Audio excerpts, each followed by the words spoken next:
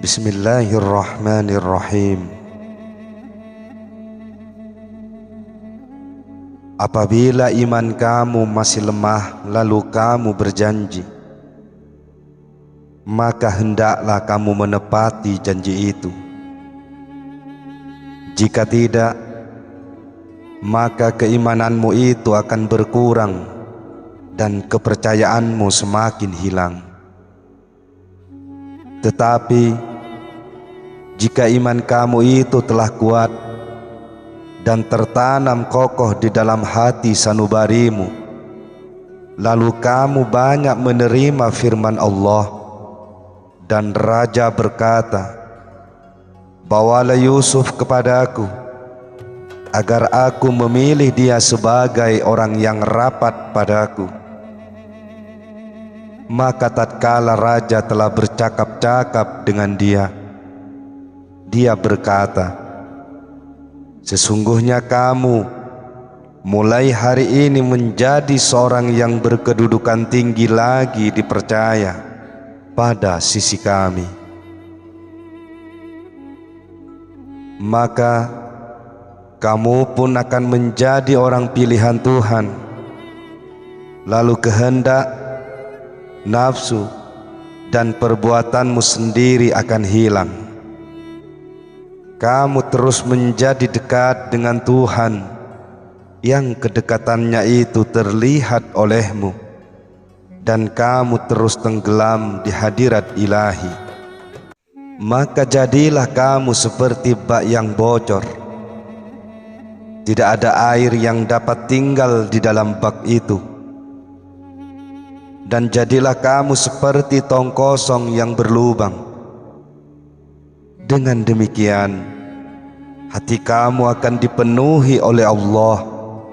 Tidak ada yang lain di dalam hatimu itu kecuali Dia, dan kamu bersih dari segala sesuatu selain Allah.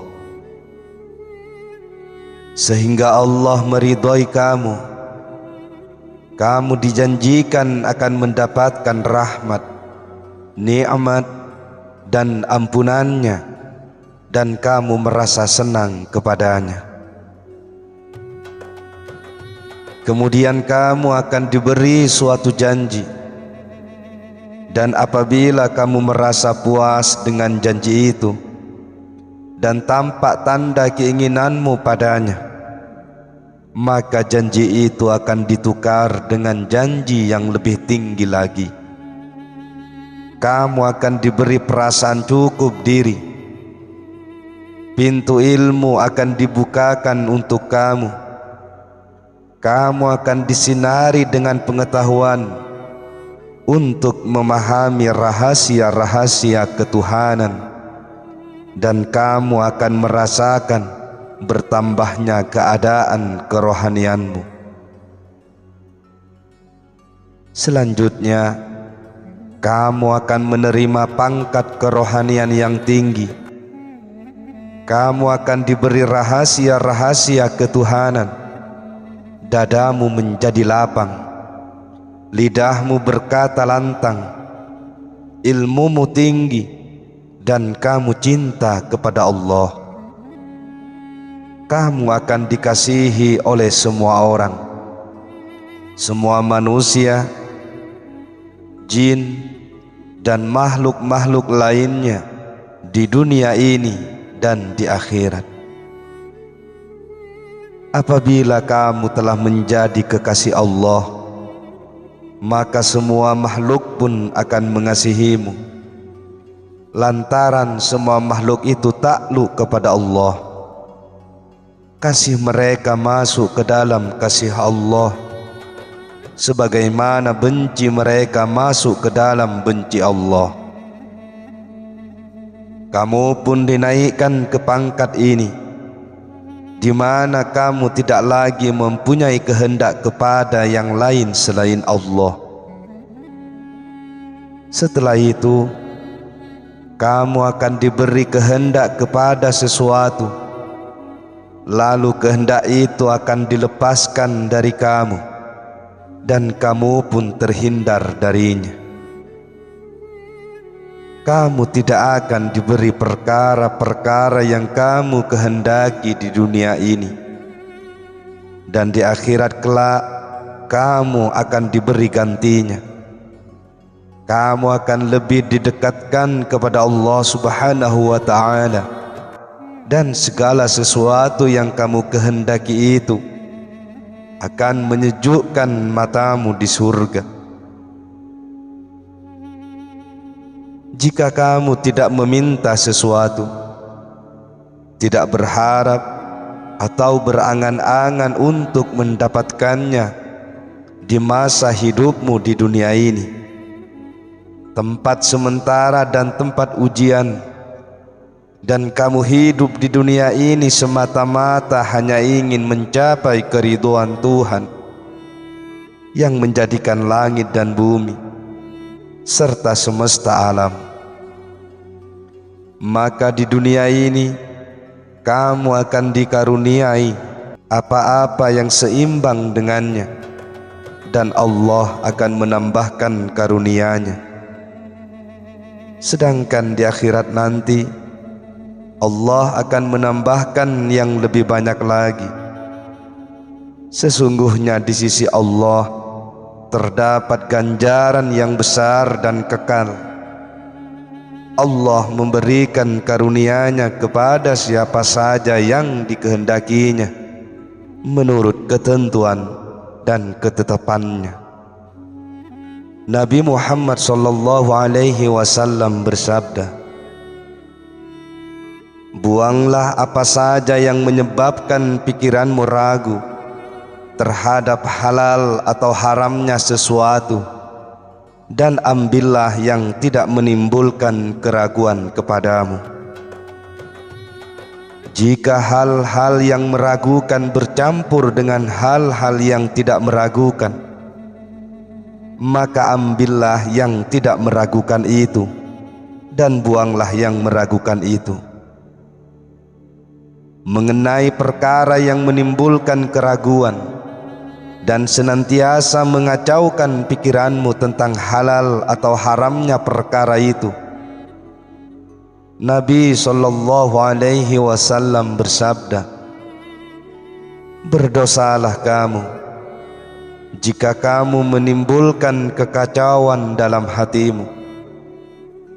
Dalam hal ini hendaklah kamu menunggu perintah batinmu.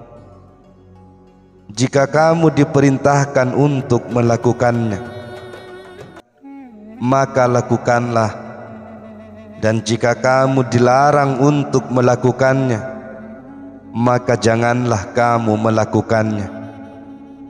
Lupakanlah perkara itu dan kembalilah kepada Allah. Jika kamu merasa bosan dan jenuh untuk bersabar, ridho dan bertawakal dengan tulus ikhlas kepada Allah, dan di dalam keadaan fana, maka ketahuilah bahwa Allah yang Maha Agung dan Maha Perkasa tidak butuh supaya Dia diingat, dan Dia tidak lupa kepada kamu dan makhluk-makhluk yang lain. Dia Maha Kaya, dan Dia juga yang memberi makan dan rizki kepada orang-orang kafir, munafik, dan orang-orang yang tidak patuh kepadanya. Tidak mungkin Allah itu lupa. Wahai orang-orang yang beriman, yang percaya kepada keesaannya, yang patuh kepada perintahnya, dan yang berpegang teguh kepadanya siang dan malam." Sekali lagi Nabi Muhammad sallallahu alaihi wasallam bersabda, "Buanglah apa saja yang meragukan pikiranmu, dan ambillah yang tidak meragukannya." Ini juga berarti kamu tidak boleh berkeinginan untuk mengambil apa-apa yang ada pada tangan orang lain. Tidak boleh berangan-angan supaya orang lain memberimu sesuatu, dan tidak boleh takut atau khawatir kepada mereka. Bertawakallah kepada Allah, harapkanlah pertolongan darinya, dan terimalah pemberiannya yang mungkin juga datang melalui makhluknya. Inilah yang tidak menimbulkan keraguan dalam pikiranmu. Jadikanlah satu saja sebagai tempatmu meminta, satu pemberi saja dan satu tujuan saja, yaitu Allah. Karena Dialah Tuhan yang Maha Kaya dan Maha Agung. Dialah yang menguasai segala raja dan mengontrol seluruh hati manusia, yang diibaratkan sebagai raja bagi badan. Lantaran hati itu mengontrol badan dan harta benda yang dimiliki oleh manusia itu sebenarnya adalah kepunyaan Allah jua. Manusia adalah wakil Allah atau pemegang amanatnya. Apabila manusia memberimu sesuatu, maka sesungguhnya gerak tangan mereka itu adalah dengan izin dan perintah Allah, dan sebenarnya adalah gerak Allah juga. Begitu juga jika sesuatu itu ditahan untuk tidak sampai kepadamu, pendek kata, Dialah yang memberi dan Dia jualah yang menahan pemberian itu. Allah yang Maha Tinggi berfirman, mintalah kepada Allah karunia-Nya. Dia juga berfirman, sesungguhnya apa saja yang kamu sembah selain Allah tidak langsung dapat mengontrol rizki kamu. Oleh karena itu, mintalah rizki kepada Allah, sembahlah Dia, dan bersyukurlah kepadanya. Dia juga berfirman, apabila hamba-hambaku bertanya kepadamu tentang aku, maka katakanlah bahwa aku sangat dekat. Aku akan mengabulkan permintaan orang-orang yang meminta, apabila mereka meminta kepadaku. Firman-Nya pula, berdoalah kepadaku, niscaya aku akan mengabulkan doamu itu. Firman-Nya lagi, sesungguhnya Allah itulah yang memberi rizki, Tuhan yang Maha Gagah lagi Maha Perkasa.